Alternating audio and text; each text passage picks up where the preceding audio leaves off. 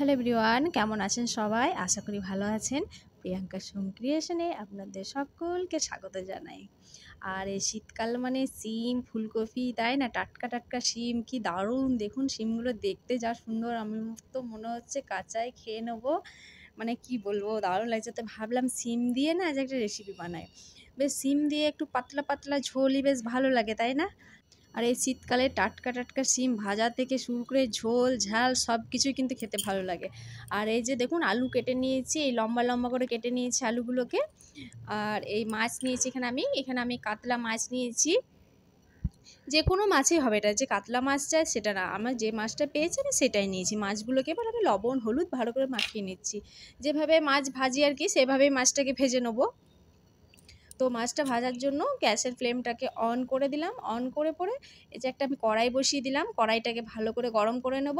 আমরা যেহেতু জানি মাছ ভাজার ক্ষেত্রে কড়াইকে ভালো করে গরম করে নিতে হয়, তাই আমি কড়াইটাকে ভালো করে গরম করে নিচ্ছি।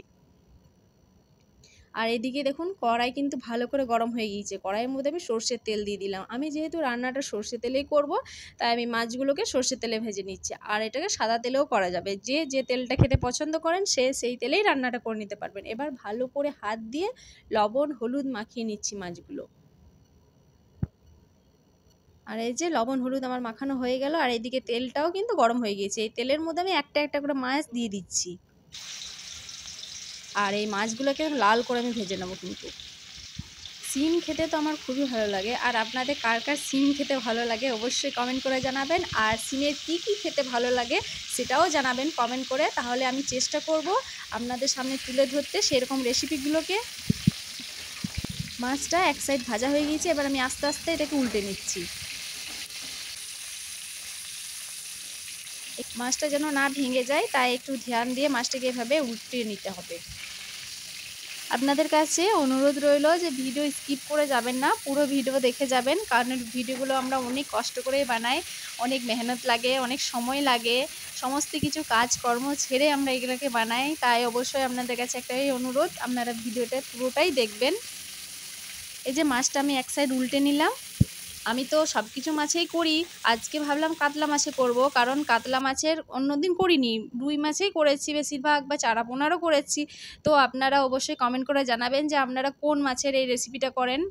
আর এইদিকে মাছগুলো একদম লাল লাল করে ভাজা হয়ে গেছে। এবার আমি এই মাছগুলোকে একটা প্লেটে আমি তুলে নিচ্ছি।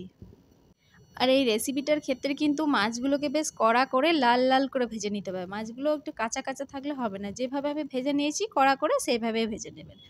ব্যাস, এবার মাছগুলোকে সাইডে রেখে যে কড়াইটাতে মাছ ভাজলাম সেই কড়াইয়ে আমি আবারও তেল দিয়ে দিচ্ছি পরিমাণ মতো। তেল দিয়ে দিলাম, তেলটা ভালো করে একটু গরম করে নিলাম আমি এখন।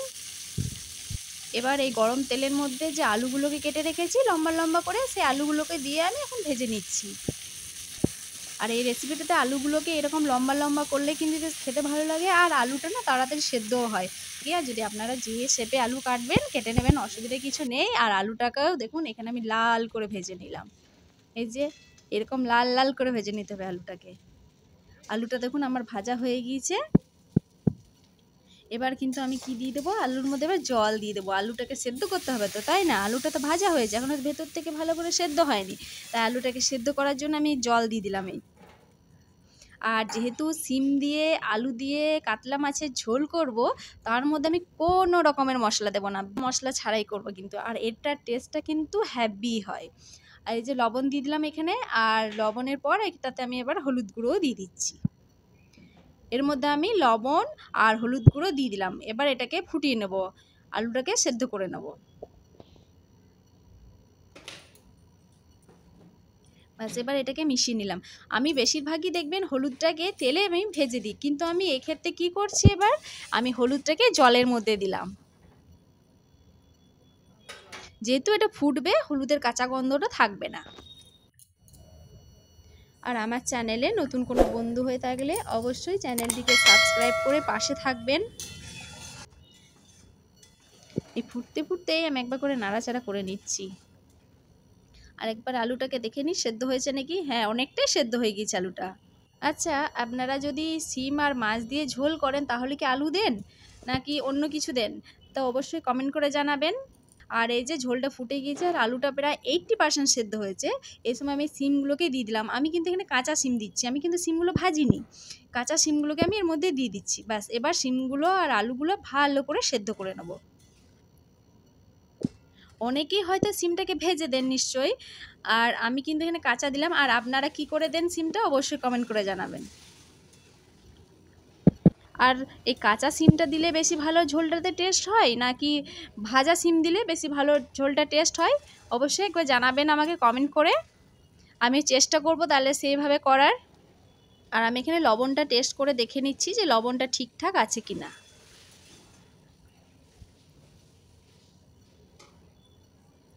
আর এই যে সিমের পর এবার আমি এখানে কাঁচা লঙ্কা দিলাম। কাঁচা লঙ্কাটা ঝালের জন্য দিলাম। এটা যখন সেদ্ধ হয়ে যাবে না, খেতে কিন্তু খুবই ভালো লাগে। একটু দোলে দোলে ভাতের সঙ্গে খেলে দারুণ লাগে। সিম আর মাছ আলু দিয়ে ঝোলের সঙ্গে একটু কাঁচা লঙ্কা দোলে খেলে কিন্তু সত্যি এর টেস্টটা না অসাধারণ হয়। আর সিম তো বেশি টাইম লাগে না সেদ্ধ হতে, তাই আমি চেক করে করে দেখে নিচ্ছি যে সেদ্ধ হয়েছে কিনা। আর যদি নাও সেদ্ধ হয় তাহলে খেতে ভালো লাগবে না, একদম সেদ্ধ করে নিতে হবে পুরোপুরি। সিমটা এখনও ভালো করে সেদ্ধ হয়নি, পুরোটা সেদ্ধ হলে তো গলে যাবে। তাই আমি এখন মাছগুলোকে দিয়ে দিচ্ছি ভালো করে, যাতে ঝোলের সঙ্গে মিশে যায়। আমি এখানে মাছগুলো দিয়ে দিলাম। এবার মাছগুলোকে আমি ঝোলের মধ্যে চুবিয়ে নেব। ঝোলের মধ্যে চুবিয়ে দিয়ে ভালো করে ফুটিয়ে নিতে হবে, সমস্ত কিছু যেন সেদ্ধ হয়ে যায় ভালো করে। আর আমি তো আপনাদেরকে প্রথমেই বললাম আমি কিন্তু এর মধ্যে কোনো মশলা ব্যবহার করিনি, কোনো না, জিরে বাটাও না, আদা বাটাও না। আমি প্লেন একদম সিম্পল সাদা মিঠা পাতলা ঝোল করছি। আর এই ঝোলটা বড় থেকে বাচ্চা সবাই খেতে পারবে। আলু সিম সমস্ত কিছু সেদ্ধ হয়ে গেছে। এবার এটা আমি গ্যাসের ফ্লেমটাকে অফ করে দিয়ে একটা বাটির মধ্যে ঢেলে নিচ্ছি। না না না, যাবেন না, এখন কিন্তু শেষ নয়, এখনও কাজ বাকি আছে। আমি তো এখন এটা বাটির মধ্যে ঢেলে নিচ্ছি। ব্যাস এবার আমি এই বাটিটাকে সরিয়ে দিলাম। আবার গ্যাসের ফ্লেমটাকে অন করে একই কড়াই বসিয়ে দিলাম।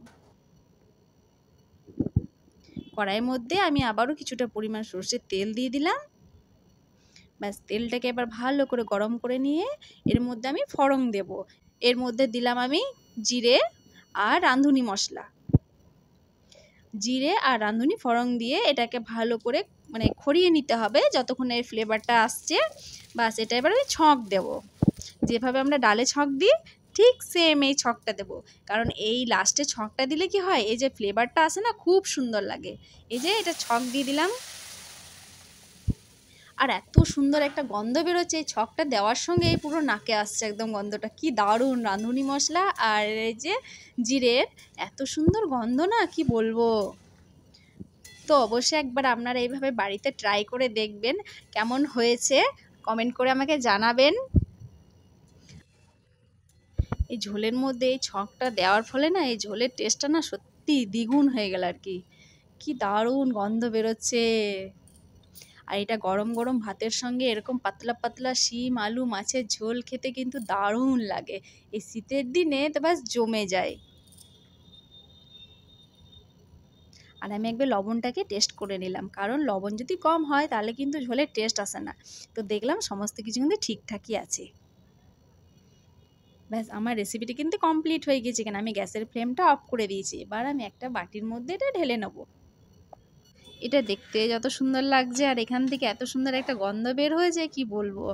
তাই অবশ্যই একবার আপনারা বাড়িতে না এভাবে ট্রাই করে দেখবেন আর আমাকে কমেন্ট করে জানাবেন যে এই রেসিপিটি কেমন হয়েছিল বা খেতে কেমন লেগেছে। এই যে আমি একটা বাটির মধ্যে এটা ঢেলে নিলাম। ব্যাস এবার এটা কিন্তু গরম গরম ভাতের সঙ্গে আমি পরিবেশন করব। আর এই একটা থাকলে মনে হয় না যে আর কোনো কিছু তরকারির দরকার আছে। আমার তো একটা দিয়েই ভাত পেরিয়ে যাবে। তো আজকের রেসিপি আপনাদের কেমন লাগলো অবশ্যই কমেন্ট করে জানাবেন। আর ভালো লাগলে একটা লাইক দিয়ে প্রিয়জনদের সঙ্গে বেশি বেশি করে শেয়ার করবেন। ভালো থাকবেন, সুস্থ থাকবেন। দেখা হবে নেক্সট ভিডিওতে নতুন একটা রেসিপি নিয়ে। ধন্যবাদ।